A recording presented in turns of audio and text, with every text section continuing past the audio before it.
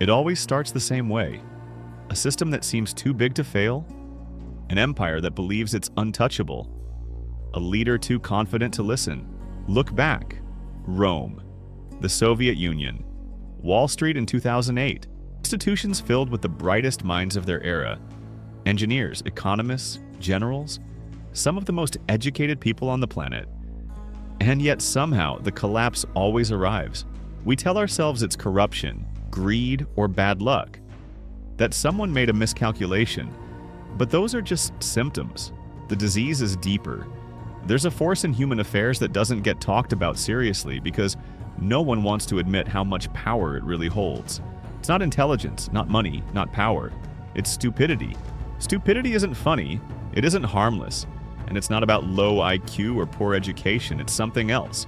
Something far more dangerous because it doesn't follow logic, doesn't care about facts, and shows up where you least expect it. Stupidity can look like confidence. It can sound like conviction. It often wears the clothes of competence. And that's what makes it lethal. We like to believe people are rational, that if you present the facts, they'll see reason, that mistakes are rare and recoverable. But again and again, history proves otherwise. Stupidity doesn't need a reason to burn things down, it just does. You've seen it. The person in charge who doesn't understand the system they're managing. The policy that defies common sense. The argument that ignores every fact you've laid out. It's not just frustrating, it's costly. It wastes time, energy, and lives. And the worst part? Most people underestimate it. But stupidity isn't random. It follows laws, predictable ones. And if you understand them, you can see it coming. You can stop it from wrecking your plans, your career, your relationships, and sometimes your sanity. This isn't about mocking dumb behavior. This is about survival. In a world where stupidity spreads faster than truth, understanding its rules isn't optional. It's required. Because once you recognize the laws of stupidity, the world stops looking chaotic. It starts looking rigged. Ready for the first law? Or do you want to stop here, like most people do, right before it gets uncomfortable? Stupidity has never been a punchline. Not really. That came later, after we stopped taking it seriously. After we forgot how much damage it could do. In the 1600s, a man named Galileo believed truth could win on its own. He thought reason, once proven, would be accepted, so he showed the church his evidence. He explained the orbits. He laid out the math. He expected understanding. What he got was silence, then a trial. They locked him in his home until he died. That wasn't ignorance. That was institutional stupidity, masquerading as authority, crushing progress with its own fear. Look further back. Athens, a democracy admired by modern thinkers. They executed Socrates for asking too many questions. Stupidity didn't need a reason. It just needed power and a story people were ready to believe. That's always enough. Centuries later, the same pattern showed up in Berlin. Not in a vacuum. Not because people were evil, but because stupidity works through fear, repetition, and misplaced trust. Germany was one of the most educated societies on Earth in the 1930s. It didn't matter. The tools of progress don't stop stupidity. Sometimes they just give it better weapons. Carlo Cipolla, an Italian historian, saw this clearly. In 1976, he wrote an essay called The Basic Laws of Human Stupidity. It was ignored at the time.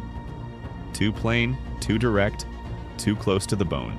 In it, he made a claim few were ready to accept. Stupidity isn't random. It's systemic. The percentage of stupid people in a population never changes, no matter how advanced that population becomes. And worse, stupid people do more damage than criminals. Because criminals at least act in their own interest. The stupid harm others without gaining anything. That's the axis most people miss. We spend so much time worrying about evil, corruption, or incompetence. But stupidity is more efficient than all of them. It doesn't need logic, it doesn't need intent, and it's immune to correction. Because once it gets hold of belief, it doesn't let go. That's what makes it dangerous. Not just the individual who acts without sense, but the system that rewards them. The meeting where the wrong person gets promoted. The government that doubles down on failed policy. The crowd that follows the loudest voice, not the clearest one. It's easy to laugh at it. That's part of the problem. We treat stupidity like a joke, while it quietly shapes the future. But history has a pattern, and that pattern is simple. Stupidity rises, institutions decay, and collapse follows. This isn't cynicism, it's observation. And if you see the cycle, you can break from it. That's what we're here to do. Ask most people what stupidity means, and you'll get the same answer. Someone who lacks intelligence. A dunce. A fool. Someone who doesn't know any better. It's easy to dismiss, easy to laugh off. That's the first mistake. We assume stupidity is rare, that it lives on the margins, that it's something you can correct with facts, education, or a good argument. We think it's about knowledge, that if people just knew better, they'd do better. But history and daily life tell a different story. Look around. People vote for leaders who lie to them over and over. Workers sabotage their own jobs for petty revenge. Groups reject simple solutions in favor of conspiracy theories. None of this is new. None of it is rare. And none of it has anything to do with intelligence. You've seen it up close. The coworker who undermines a project they're part of. The executive who makes a decision that hurts the company and themselves. The neighbor who refuses basic safety measures then acts surprised when consequences arrive. These aren't isolated incidents, they're patterns. And the pattern looks like this. People act in ways that harm others and themselves for no logical reason. That's not ignorance, that's stupidity. But here's where it gets worse. Stupidity isn't loud, it's not theatrical. It often presents itself in calm, confident tones. It can sit behind a desk, wear a suit, hold a title. It can run a company or a country, and it often does. That's what makes the surface layer of stupidity so hard to spot. It doesn't always look like chaos. Sometimes it looks like order, routine, business as usual. We like to believe the world is guided by rational actors, that leaders are competent, systems are optimized, and progress is automatic. But those beliefs depend on the idea that stupidity is an exception, not the rule. Cipolla's first law cuts through the fantasy. Always and inevitably, everyone underestimates the number of stupid individuals in circulation. Not sometimes, not in bad times. Always. You assume your coworkers are making decisions with a clear head. You assume voters are acting in their own best interest. You assume that if you build a solid case, people will listen. That assumption costs you time, energy, sometimes more. Because when you treat stupidity as rare, you walk into it blind. You argue with it, reason with it, try to fix it. And by the time you realize what you're dealing with, it's already done the damage. So let's clear the surface. Stupidity isn't just a lack of information. It's not about being uninformed or inexperienced. It's a deeper failure of pattern recognition, of self-awareness, of consequence. And it doesn't go away when the stakes get higher. It often gains power while the rational hesitate. That's the landscape. Most people don't see it. Fewer want to. But now you do. And once you see the pattern, you can start looking beneath it. Because there's a structure here. And that structure isn't random. It's how stupidity moves through systems and spreads. Stupidity doesn't operate like chaos. It isn't just a scatter of bad choices. It follows rules, it repeats, it spreads. And once you start looking for the structure, you'll see it everywhere. The most important thing to understand is this. Stupidity isn't an individual flaw. It's systemic. It embeds itself into organizations, movements, and policies, not as a glitch, but as a feature. Cipolla's second law lays the foundation. The probability that a certain person is stupid is independent of any other characteristic of that person. Education, class, experience, intelligence, they don't matter. The stupid are evenly distributed across all sectors, all demographics, all levels of power.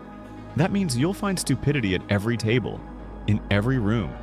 It can sit across from you in a board meeting or behind the wheel of your country's decisions. And the moment you start assuming otherwise, you lose track of where the real damage comes from. Because stupidity isn't just about making mistakes. Everyone makes mistakes. Stupidity repeats them. It refuses feedback. It confuses confidence with competence. It acts without understanding, and when it fails, it blames everything but itself. And that's the structure. It begins with overconfidence, always. Stupid people don't doubt themselves. They don't hesitate. They speak first, act fast, and keep going, no matter what results come back.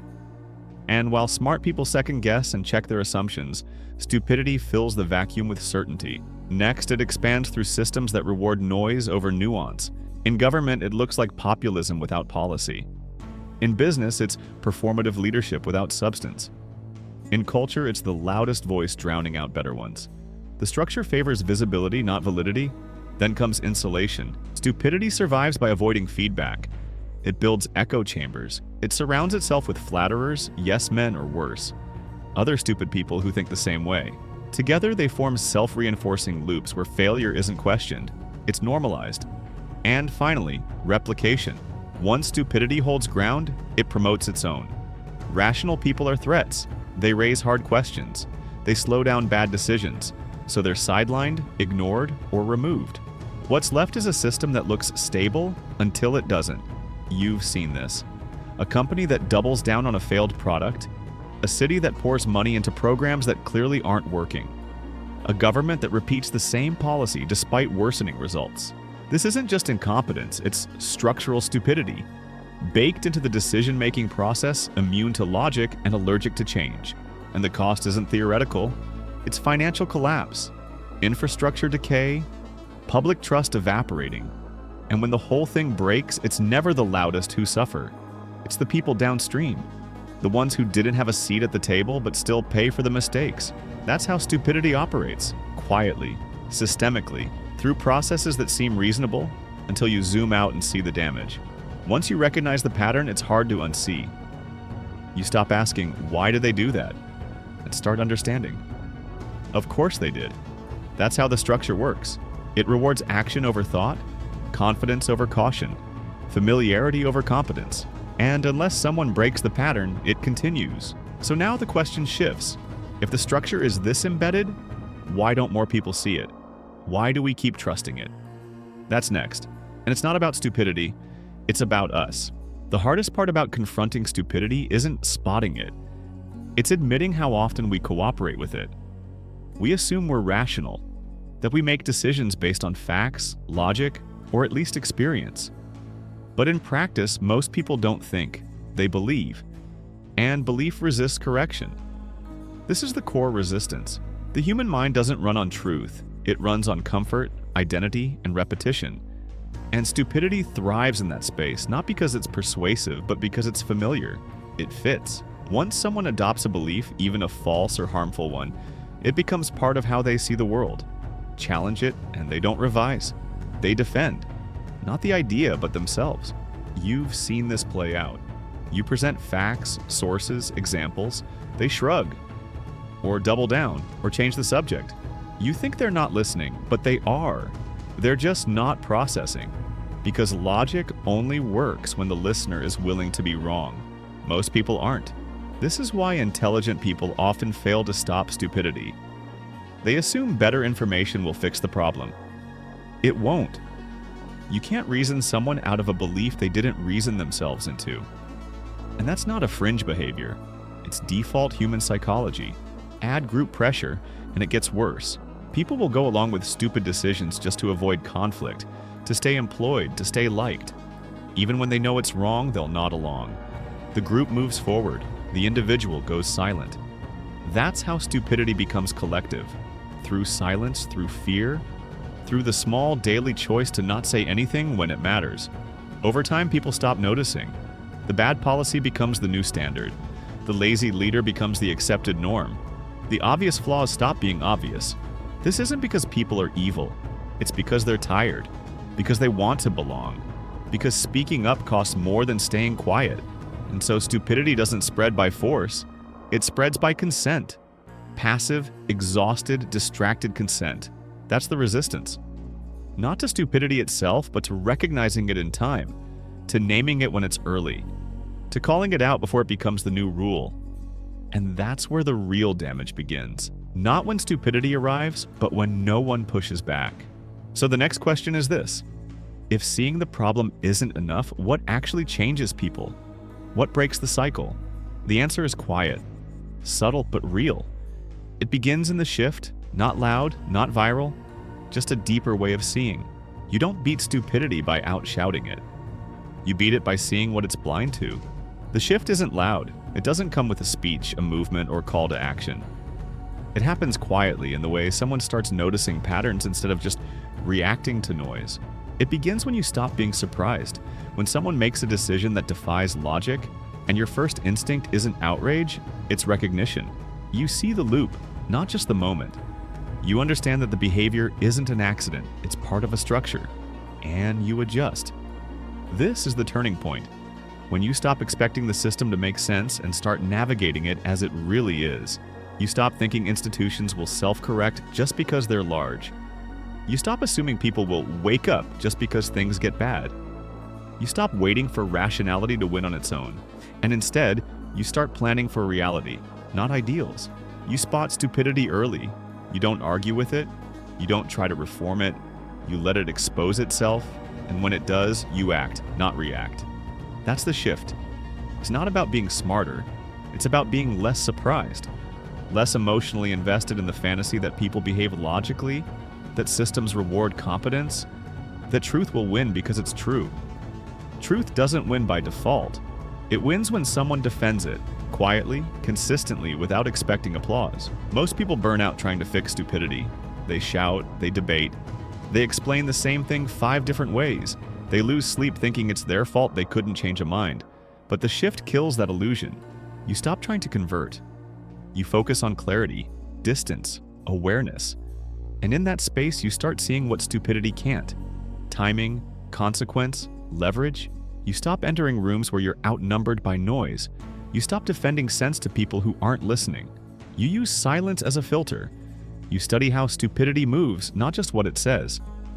And when the moment comes, you act precisely. The quiet shift is not resignation. It's discipline. It's the point where you stop confusing loud with strong, familiar with true, or popular with right. And once you cross it, the world doesn't get easier, but it becomes readable. You see the code. Now comes the part nobody talks about. The rule that governs all the others. The one that doesn't get written down, but shapes every outcome. Every system, no matter how modern, how advanced, how polished, has a limit. Not of technology, not of funding, a psychological limit. The unspoken rule is this: most people would rather let stupidity win than risk standing alone. That's what keeps the machine running. Not belief in the mission, not loyalty, just the fear of isolation. You've seen it. A bad decision gets made. Everyone in the room knows it's wrong, but no one says a word. Not because they agree, but because they're waiting for someone else to go first. And no one does. So the plan moves forward, the damage spreads, and later, when it falls apart, everyone acts shocked, because they were all pretending together. This is how stupidity survives, not through strength, through silence, through people who know better but stay quiet, through rational minds that look away just long enough for the irrational to gain ground. It doesn't take a majority.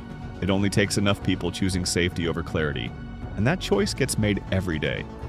In offices, when leaders prioritize optics over outcomes. In governments, when officials play to polls instead of principles. In communities, when people stay quiet because speaking the truth would be inconvenient. This is the unspoken rule. Don't rock the boat. Go along, blend in, let it go. Because the real threat isn't stupidity, it's the comfort of going along with it. That's why smart people lose. They think knowing better is enough. It isn't. If you won't speak, if you won't act, if you won't risk, then stupidity wins by default, not because it's right, but because it's allowed. Every collapsed system has this moment, the last chance, the last meeting, the last warning. Someone knew, someone always knew, but they stayed quiet, they waited. They hoped someone else would take the hit, and no one did. That's how stupidity takes over. Not in a wave, but in a whisper, through what's left unsaid, through decisions avoided, through questions that never make it past the draft email. The cost isn't immediate. That's what makes it easy. But it comes. And when it does, it's not abstract. It's money lost, time wasted, people hurt, systems broken. So if you're asking why stupidity keeps winning, the answer is simple. Because most people see it. They just don't say anything. Next, we shift again. Out of theory, into action. What can actually be done? Not to fix stupidity, but to move around it. Avoid it. Protect yourself from the cost. That's where we're headed. You can't fix stupidity, but you can stop letting it wreck your life. That starts with one mindset shift. Stop expecting people to act logically. Once you drop that assumption, your options open up. You start planning for reality, not theory. Here's what that looks like. 1. Expect stupidity everywhere. In meetings, in institutions, in families. Don't wait to be surprised. Assume it's present. Assume someone will act against their own interest and yours. When it happens, you're prepared. When it doesn't, you're relieved. That's a better baseline. 2. Don't argue with stupid. It drains you. You won't change their mind. You'll just exhaust yours. Stupidity isn't an intellectual problem. It's a behavioral one. And behavior doesn't change with facts. Save your energy for places where logic still works. 3. Watch for pattern, not content. Stupid people often sound confident. They may say the right things. What matters is the pattern. Do they ignore consequences? Repeat failed behavior? Avoid responsibility? That's your signal. Trust it. 4. Leave early. If you sense stupidity rising, leave. Job, project, conversation. Whatever it is, walk away before it drags you down. You're not obligated to fix a sinking ship. You're allowed to swim to shore. 5. Build with sharp people. Find the ones who think clearly, who ask hard questions, who pause before reacting. Make them your circle. Let stupidity scream outside the walls. Inside, keep the signal clean. 6. Stay operational, not emotional. Stupidity thrives on reaction. It wants you frustrated, angry, distracted. Don't give it that. Be cold, be clear, move with intent. When others are spiraling, you hold the line. 7. Assume risk where others assume ease. When a plan looks too smooth, check for unspoken stupidity. Someone's overlooking something. It's your job to spot it. Ask what's missing. Who isn't in the room? What part of reality is being ignored? 8. Don't try to win. Stupidity isn't something you defeat. It's something you outlast. The goal isn't to be right in the moment, it's to still be standing when the chaos clears. 9. Design for stupidity. If you're building a system, assume it will be used by people who ignore instructions, skip steps, and break things for no reason. Create with margins. Create with backups. Simplicity isn't a luxury, it's a defense. 10. Keep your own stupidity in check. This part matters. You're not immune. The moment you believe you are, it kicks in. Monitor yourself. Watch for lazy shortcuts. Emotional reasoning, overconfidence. You have blind spots. So does everyone. Admit them early. That's the map. It doesn't stop the fire, but it shows you the exits. Stupidity won't disappear, but it doesn't have to run your life. And once you see it clearly, you start living differently. More alert, less surprised, harder to knock off balance. Now, let's close this out. Not with answers, but with the one question that stays. The one that decides whether you move forward or get dragged under. You've seen the signs. The collapse that didn't come from enemies, but from within. The decisions no one could explain. The silence that let it all happen. You've lived through moments where nothing made sense. Because sense was never part of the equation. Stupidity was. Dressed in confidence, backed by power. Untouchable not because it was strong, but because no one challenged it in time. Now you know the laws. You know how it moves, how it spreads, how it survives. And the real weight of it is this. It's not going away. Not next year. Not in your lifetime. The percentage doesn't drop. The pattern doesn't break on its own, but that doesn't mean it wins. Because once you see stupidity for what it is, not a punchline, not an exception, but a permanent structure, you can stop feeding it. Stop reacting to it. Stop being part of the crowd that watches, waits, and says nothing until it's too late. The battle isn't about fixing the world. It's about not letting it break you. That's the line. That's the decision. And no one can make it for you. So here's the question you carry forward. When stupidity speaks and the room stays quiet, what will you do?